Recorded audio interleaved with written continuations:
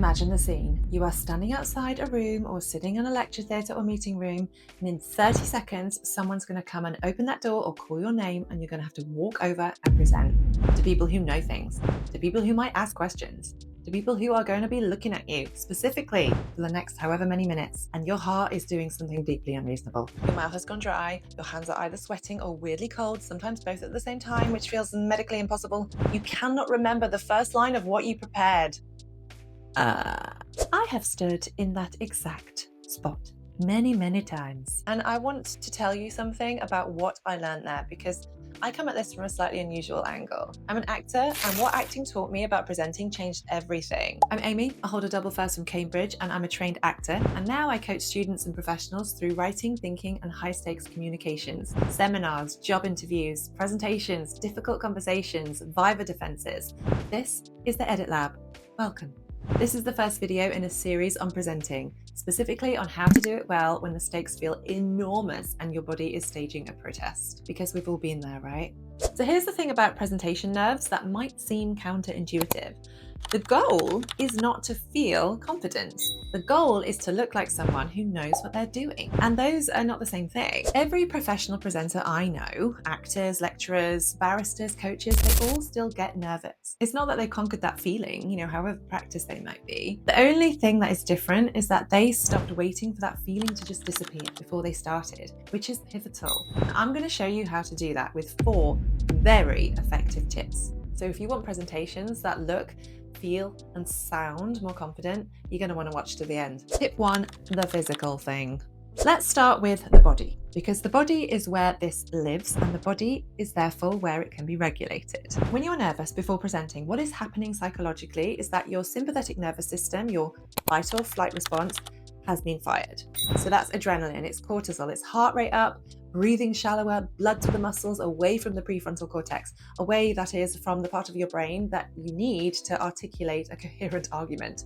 Dang. So it's not just you, it's everyone. It's a biological response that evolved to help humans outrun predators. It's just not optimally calibrated for a presentation context. Dang again. The fastest way to interrupt this response, faster than positive self-talk, affirmations, faster than power poses, faster than any of that, is the exhale. Not a deep breath in, a deep breath out. A slow, extended exhale, longer than the inhale. Activates the parasympathetic nervous system. It is a signal to your body that the threat has passed. In through the nose for 4 counts. Out through the mouth for 8.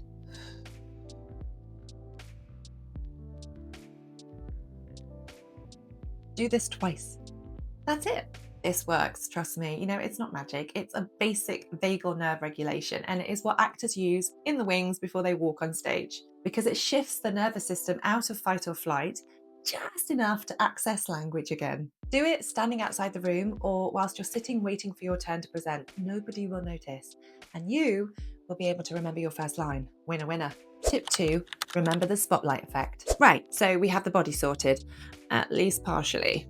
Now, let's talk about why the whole thing feels so catastrophic, because I think understanding this changes how you relate to the experience. There is a well-documented psychological phenomenon called the spotlight effect, where we overestimate how much other people notice about us. Gilovich found in study after study that people thought their embarrassing moments, their visible nervousness, their errors, their stumbles were far more obvious to observers than they actually were. The observer group rated these things as significantly less noticeable than the person experiencing them had estimated.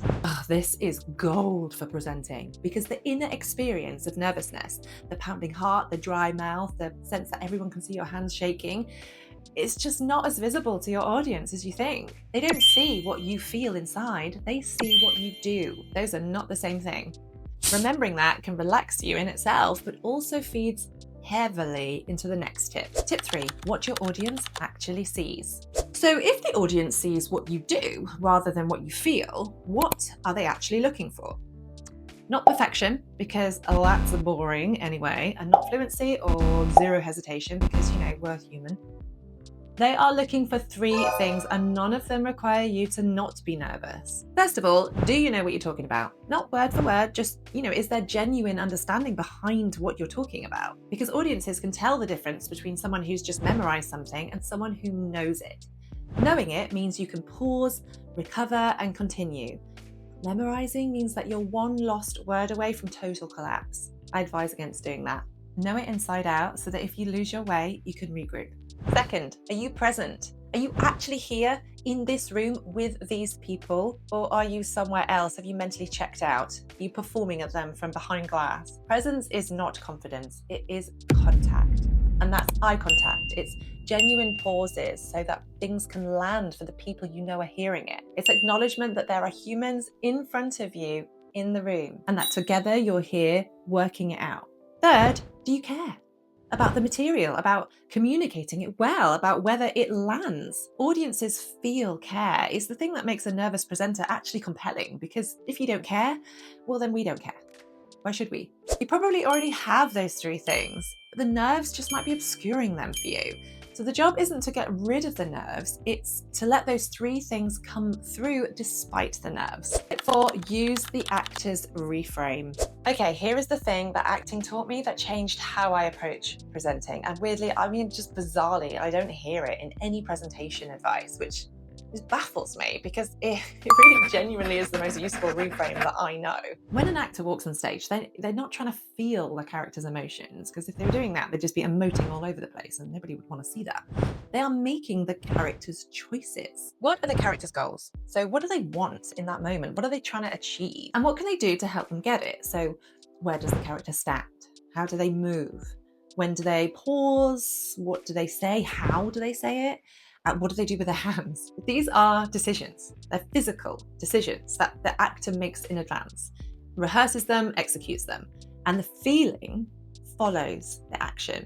Maybe it's not helping them get what they want, they're getting frustrated. Maybe they do get what they want, that's great. And there may be feelings driving those choices, but the choices, the decisions come first. It's not the other way around. This is the opposite of how most people approach presenting. They wait to feel confident because without that confidence, they don't think their presentation will go well. So, sometimes it means they just bow out of doing it altogether. But the feeling of confidence, in my experience, both as a performer and as a coach, almost never arrives in advance. It arrives, if it arrives, during, as a consequence of the doing. So the reframe is this: stop trying to feel confident before you present. Instead, make the confident choices. Stand here, bang on center, own the space. Open with this line, punchy. Pause here, longer than feels comfortable for you because it's not for them. Make eye contact with this person, then that person. Speak at this pace. Decide the performance in advance and then execute it. The nervous system will catch up, I promise. And this isn't about fake it till you make it. It's the same process every trained actor and communicator uses, and now you can too. Because these aren't secrets that should be only kept for the select few. No, this is for everyone. Everyone has a right to stand up in that room and say their piece. Women, I'm looking at you specifically. Leaning in, speaking up. That's what this is about. Now, I'm going to be making more videos on this, on presentation structure, making slides, on Q&As, and what to do when you go blank. Subscribe if you want those. I release videos every single week, and let me know what situation you are most terrified of presenting in. Is it a seminar, a Viva, a job interview, a work meeting where you always go quiet? I read every comment and I build content from them, so tell me what you need. And remember, the goal is not to feel confident. The goal is to look like someone who knows what they're doing because they planned it well. And those are 2 very different things. I'm Amy, this is the Edit Lab. Thanks for watching, I'll see you on the next video.